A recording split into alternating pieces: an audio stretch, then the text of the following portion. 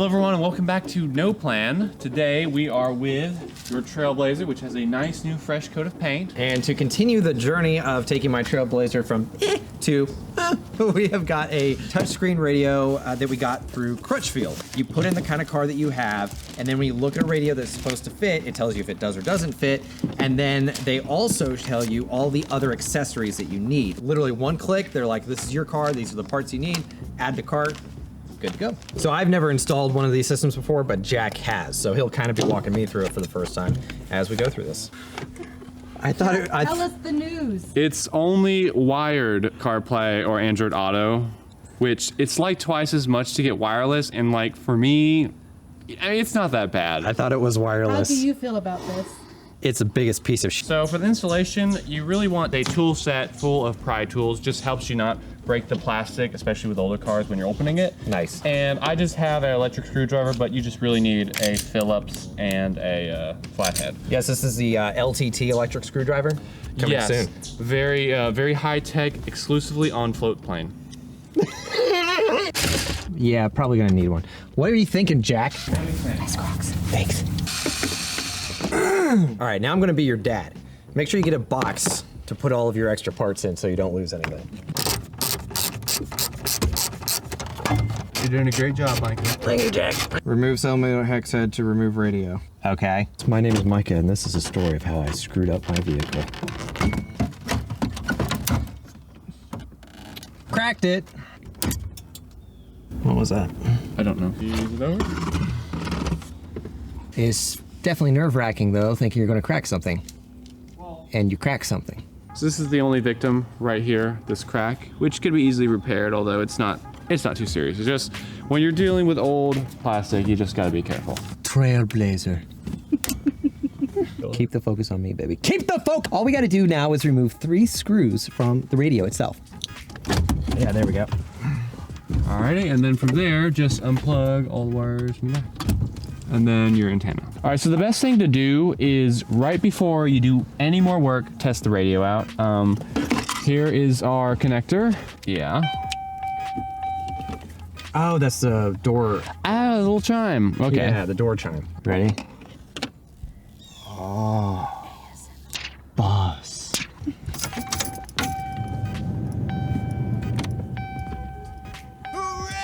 How do you feel about touchscreen radio? I like touchscreen radio. Oh, it's carrying over that my phone's in black and white. That's kind of cool. Why? Actually sounds pretty good. Yeah. Nice. Nice. This is the camera wire right here. We're gonna make sure this is into the rear camera input. So just take off that. Goes right there. So we gotta make sure to route that. And of course, the last thing is the microphone, but we're gonna route that going up here. I will kind of shove this down here. Next thing we need to do is run the camera wire. Now I would advise running it down the length of the driver's side. You said pull all the slack out? Don't pull all the slack out. Then I'm just gonna go ahead and plug this into here so that way we don't. Rear camera power, so this can just go right there with a little crimp joint. Perfect. So in order to get the backup camera routed, the first thing you make sure is where it's located, because if it's down here, you don't have to worry about anything here, but because it's on the door, we're gonna have to take off this plastic piece because we're gonna have to route it somewhere where it gets inside, either through here or another place that we can find it, because it's a little more complicated on SUVs, but Doesn't look like anything's broken. the easiest way to do this is to route the cable behind the lights. So just take one of these off and just shove it behind it. Okay, we're gonna maybe have to like drill a hole through here or something. No, I usually just pinch it. Good. 2, and then that. Sweet. Yeah, it's weird with these. Like, if you cut these, this gets rid of the guidelines, and this like will mirror it or reverse the image. Stuff. Good enough to put it back together. Smart enough to hide the extra bolts I kept. Yeah.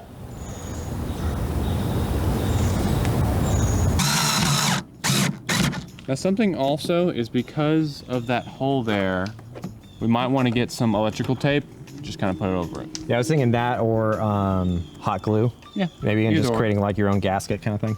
So there's 2 ways you could do this. The first is the easy way, and that's just to throw it back there. Let's do it the easy way. The second is to actually make it a little nicer because you don't want this wrapped around your pedals. Because Crutchfield was telling me that I needed extra wire. So basically what we just did was Jack went ahead and held the power cable to the camera, and it is automatically detecting, I guess, through the wiring harness or something like that, that I'm throwing the car into reverse. So we don't have to hook the power cable up to the reverse light, which would be a pain in the butt, so that's good. Yeah, it's trying to go to the camera, but the camera is not showing up. This is into... Oh. Dude, we didn't connect it here. It's not getting power. Ow.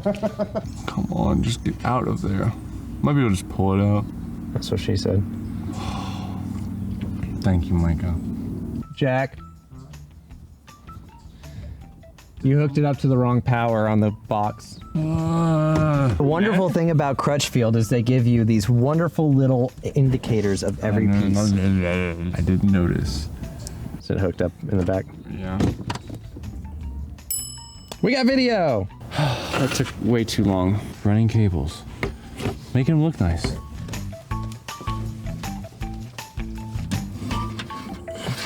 So you're thinking like put it up in here and then put this back on? Yeah. All right.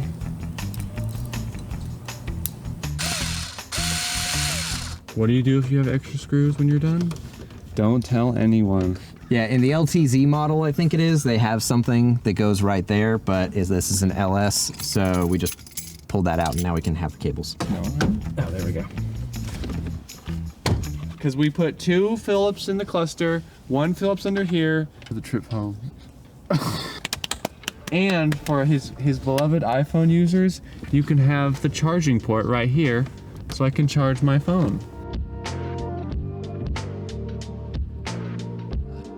Yeah, so the battery's dead, but the system works. So Crutchfield, specifically their wiring harness and everything, what are your thoughts? Worked out great. The car had the main harness and little one does not plug in, but from what I can tell, it's not necessary. Do not buy from Amazon or something like that. There may be somebody else other than Crutchfield who makes those pre-made wiring harnesses for your specific vehicle, but my gosh, was that worth $25 just to get everything like pre-made and set up. I mean, And also just easy. being able to go to their site and figure out what fits your vehicle, that's worth the extra. Oh That's yeah. worth it. So Crutchfield is a total win for me. But anyway, thank you guys so much for watching No Plan, and we will catch you in the next video.